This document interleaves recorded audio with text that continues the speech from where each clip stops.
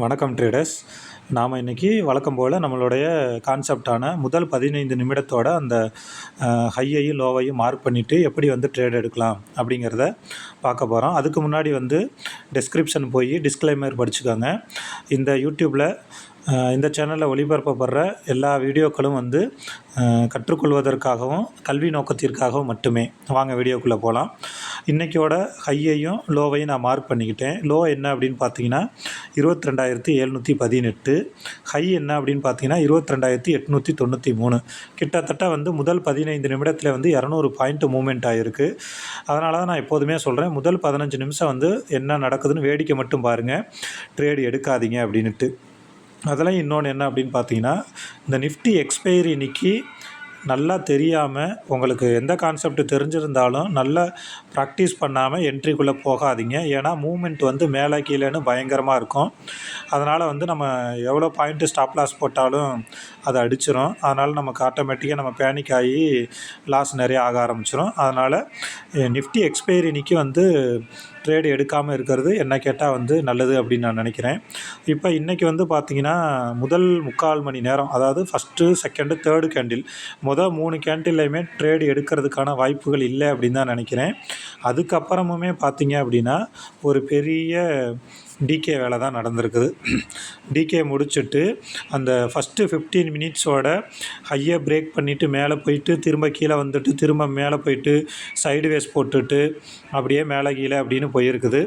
So அதனால் இன்றைக்கி எக்ஸ்பைரிங்கிறதுனால நமக்கு கொஞ்சம் ட்ரேட் எடுக்கிறதுக்கு கொஞ்சம் பேனிக்காக தான் இருந்திருக்கும். இதுலையுமே அந்த நம்ம அஸ்யூஷுவல் தான், முதல் 15 நிமிடம் ஹையையும் லோவையும் மார்க் பண்ணிக்கிட்டு எப்படி ட்ரேடாக எடுக்கலான்னு பார்த்தோம்ல, இதை போய் நம்ம ஆப்ஷன் சார்ட்டில் அப்ளை பண்ணி இன்றைக்கி ட்ரெண்டு டவுன் சைடா அப் சைடா அப்படிங்கிறத ரொம்ப ஈஸியாக பார்க்கலாம். நல்லா கவனிங்க. ஃபஸ்ட்டு 15 மினிட்ஸோட லோ என்ன அப்படின்னு பார்த்தீங்கன்னா 22,718. சரிங்களா? இப்போ கீழேருந்து மேலே போயிருக்கு, நல்லா ஒரு விக்கு தான் விட்டுருக்கு. அப்போ மார்க்கெட் மேலே ஸ்ட்ராங்காக இருக்குது அப்படின்னு எடுத்துக்கிட்டு கீழே இருக்குல்ல அந்த 22,718, அதுக்கு ஐடிஎம் என்ன அப்படின்னு பார்த்தீங்கன்னா 22,700. நான் என்ன பண்ணுறேன், 22,700 காலையும் புட்டையும் எடுத்துக்கிறேன். இப்போ நல்லா கவனிங்க. இங்கே ஃபஸ்ட்டு இருக்கிற சார்ட் 22,700 புட்டு, அதுக்கு கீழே இருக்கிறது 22,700 காலு. 22,700 புட்டோட இன்றைக்கி ஹை என்ன அப்படின்னு பார்த்தீங்கன்னா 104.50. சரிங்களா? அதை கொண்டுட்டு 22,550 காலில் நான் மார்க் பண்ணிட்டேன்.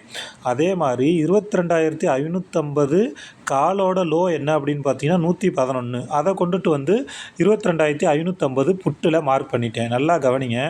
இந்த 22,550 புட்டு மார்க்கெட் ஓப்பன் ஆனதுக்கப்புறம் கீழே வந்தது தான். அதுக்கப்புறம் மேலேயே போகலை. குறிப்பாக பார்த்தீங்கன்னா அந்த 22,550 காலோட லோவான 111க்கு மேலேயே போகலை. அப்போ லோக்கு மேலேயே போகலை அப்படின்னா புட்டு வீக்காக இருக்குது அப்படின்னு தான் அர்த்தம். அடுத்து இங்கே பார்த்தீங்கன்னா 22,550 காலு, 22,550 புட்டோட ஹையான 104க்கு மேலே தான் இருக்குது முதல் 15 நிமிஷம் கேண்டில் இருந்தே.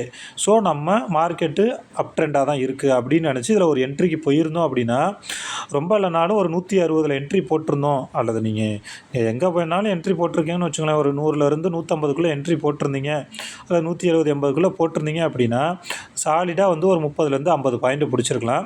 மார்க்கெட்டு முடிஞ்சது எங்கே முடிஞ்சிருக்குன்னு பாருங்கள். 111 தொட்டுட்டு 423 முடிஞ்சிருக்கு.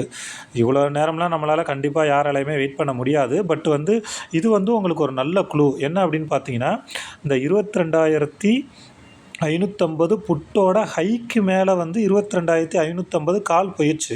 அப்போ ஹைக்கு மேலே போயிடுச்சுனாவே கால் ஸ்ட்ராங்காக இருக்குது அப்படின்னு தானே அர்த்தம். அதனால் நம்ம கால் சைடு ஒரு என்ட்ரி போயிருந்தோம்னா ஒரு 40-50 புள்ளி கேப்சர் பண்ணியிருந்துருக்கலாம். முடிஞ்ச வரைக்கும் ஒரு 3 மாதத்துலேருந்து 6 மாதம் பயிற்சி பண்ணுங்கள். ப்ராக்டிஸ் பண்ணதுக்கப்புறம் நமக்கே ஆட்டோமேட்டிக்காக ட்ரேட் எப்படிலாம் எடுக்கலாம், எந்த சைடு ட்ரெண்ட் இருக்குதுன்னு நல்ல ஒரு கன்ஃபர்மேஷன் கிடச்சிரும். குறிப்பாக அந்த நிஃப்டி எக்ஸ்பைரியை தவிர மற்ற 4 நாளில் சூப்பராக என்ட்ரி எடுத்தலாம். ஒரு 20,000 கேபிட்டலை வச்சு டெய்லியும் ஒரு 2,000 3,000 அப்படின்னு நம்ம எடுக்க ஆரம்பித்தோம்னாவே ஆட்டோமேட்டிக்காக நம்ம கேபிட்டலாக க்ரோ பண்ணிடலாம். ஆப்ஷன் ட்ரேடிங்கை பொறுத்தவரை டிசிப்ளின் தான் ரொம்ப ரொம்ப முக்கியம். எந்த ஒரு ட்ரேடு எடுத்தாலும் ஸ்டாப் லாஸ் மறக்காமல் போட்டுருங்க. No stop loss equal to no future. Okay friends, next வீடியோவில் பார்ப்போம். தேங்க்யூ.